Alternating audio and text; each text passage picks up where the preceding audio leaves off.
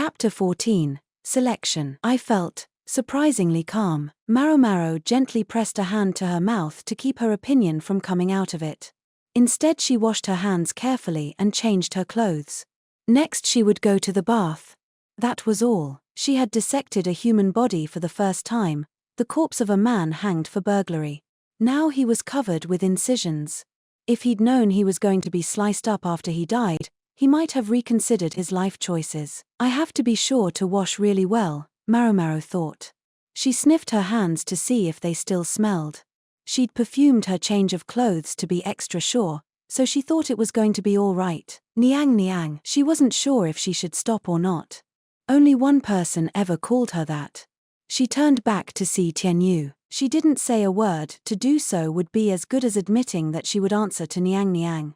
At the same time, though, it didn't feel quite right to just ignore him. If it turns out he's just going to prattle at me, though, I'm leaving. As a matter of fact, Tianyu had a good reason for stopping her today. Dr. Liu wants to talk to us, he said. What about my bath? Sounds like it'll have to wait, Tianyu said with no small amount of disappointment. Apparently Maomao wasn't the only one who had been looking forward to washing up. Tianyu pressed his outfit to his nose and sniffed mightily. If she wasn't the only one being delayed, then Maomao could hardly complain. She followed Tianyu. She couldn't help noticing that the other apprentices, though, all headed home. What about the rest of them? She asked. What else? They've been held back, Tianyu said, and then it made sense. The other apprentices had done well enough dissecting animals, but their hands had been shaking as they cut human flesh. It seemed only Maomao and Tianyu had managed to look like they belonged there. So he swung it too? Bah! Anyway, I thought we might at least get a few more tries, Maomao thought and sniffed her hands again. They were brought to a room with Dr. Liu, Maomao's old man, that is, Luo Men, and several other physicians. There was a long conference table lined with benches, with everyone arranged around the far end. They're all upper physicians. All the men present were skilled and learned. The medical office, like everywhere else, had its hierarchy, but broadly speaking the physicians were commonly referred to as being upper, middle, or apprentice. Maomao rubbed her eyes, for in that august company she saw someone she would never have expected. He waved eagerly to her, his eyes kind, his frame portly. He bore a loach-like mustache despite being a eunuch. Master physician, Maomao said. Which could, of course, be qualified as rear palace physician. It was the quack. What's he doing here? I mean, I guess it makes sense, kind of. Whatever she might think of his medical expertise, he looked after the medical office of the rear palace all by himself, which meant that he must at least be afforded a title equivalent to the other upper physicians. Nonetheless, he seemed distinctly out of place.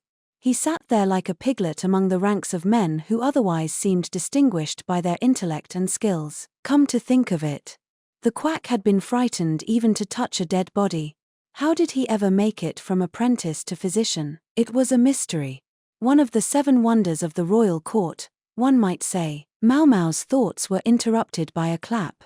It looks like we're all here, Dr. Liu said, quieting the murmuring room. Maomao realized several middle physicians had joined them as well at some point, and they were looking at Maomao as if she was even more out of place here than the quack.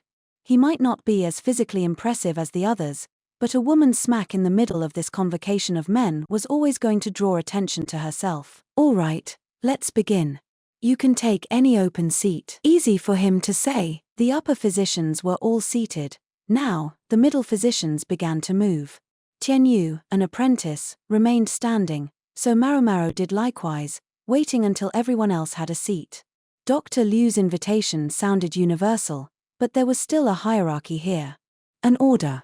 It might be different in an emergency, but at this moment it would be best to respect protocol if she didn't want to cause unnecessary friction. Tianyu took the lowest seat of all, and Maomao occupied the final remaining chair after him. So I find myself in another ambiguous position, she thought. Evidently no one had the nerve to sit right next to the upper physicians, so the only open seat was beside the quack. He gave her a friendly grin as she sat down. My, but it's been a while, he said. Have a bite. He furtively showed her the candy he was hiding under the table. What is he, the neighborhood auntie?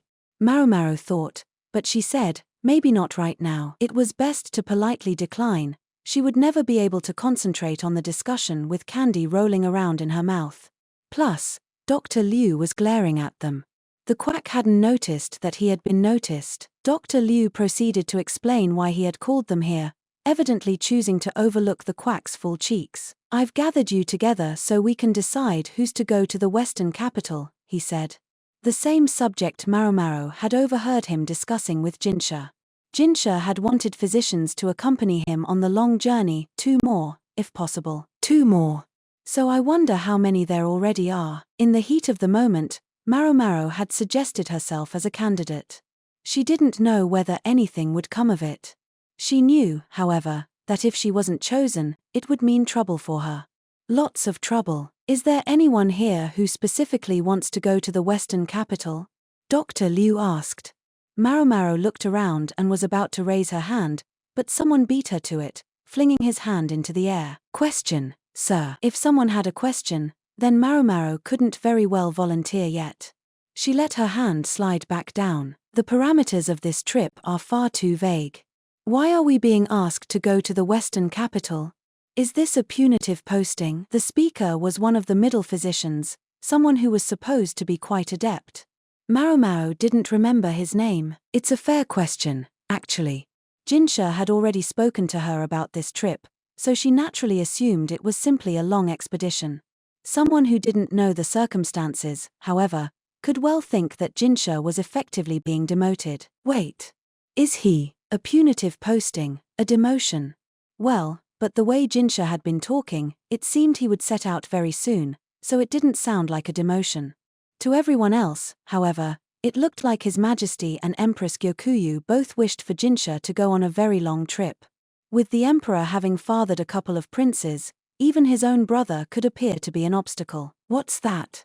"It's a punishment," the quack said quietly to Maomao, concerned. He hadn't heard. It seemed like all the other upper physicians were familiar with the matter. Maybe the quack had been left out of the loop specifically because he was a quack.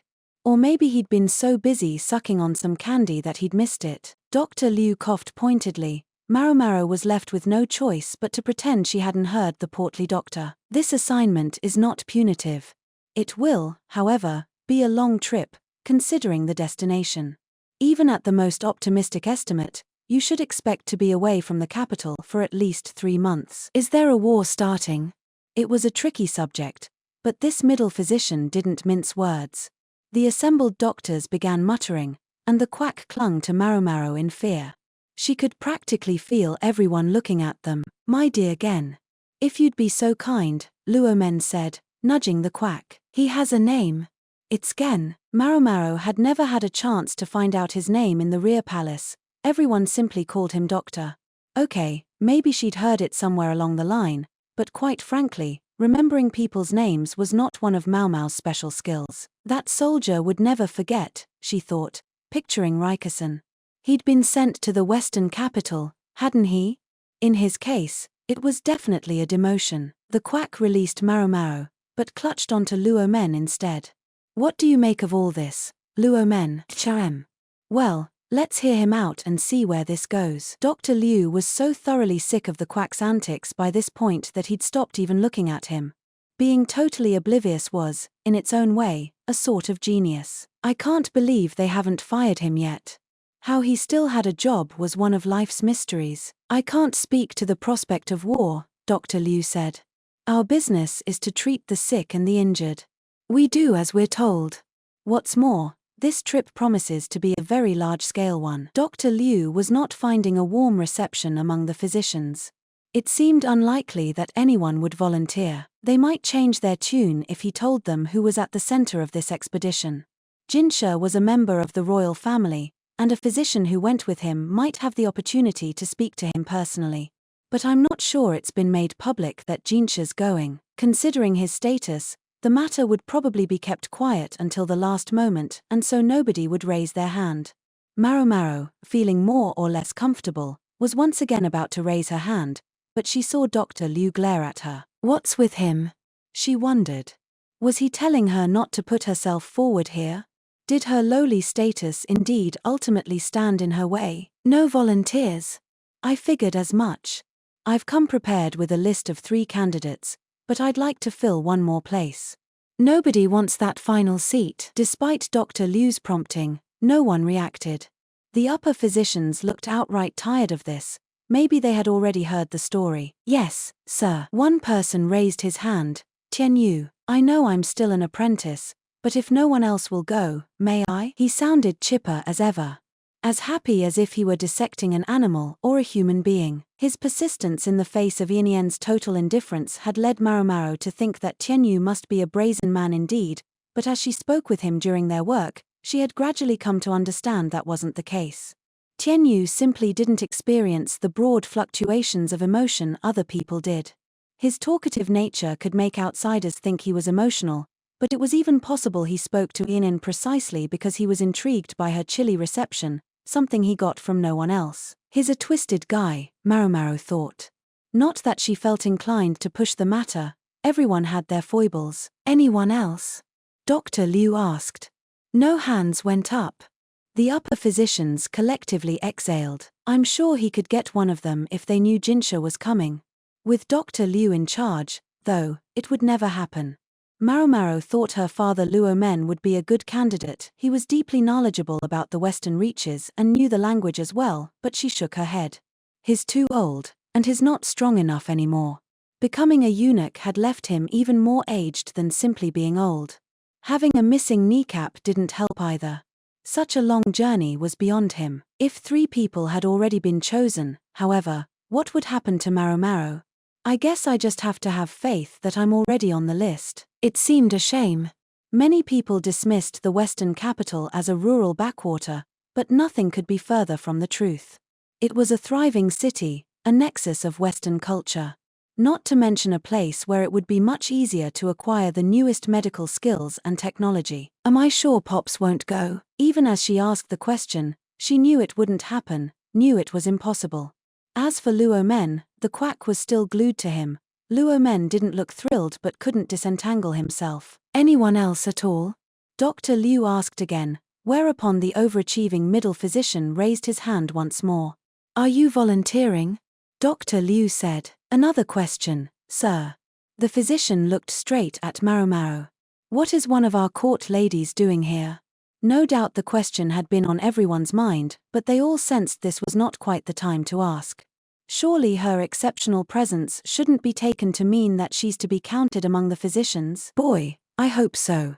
If Maomao could finally get her answer right here and now, that would be wonderful, but the rest of the room didn't share her enthusiasm.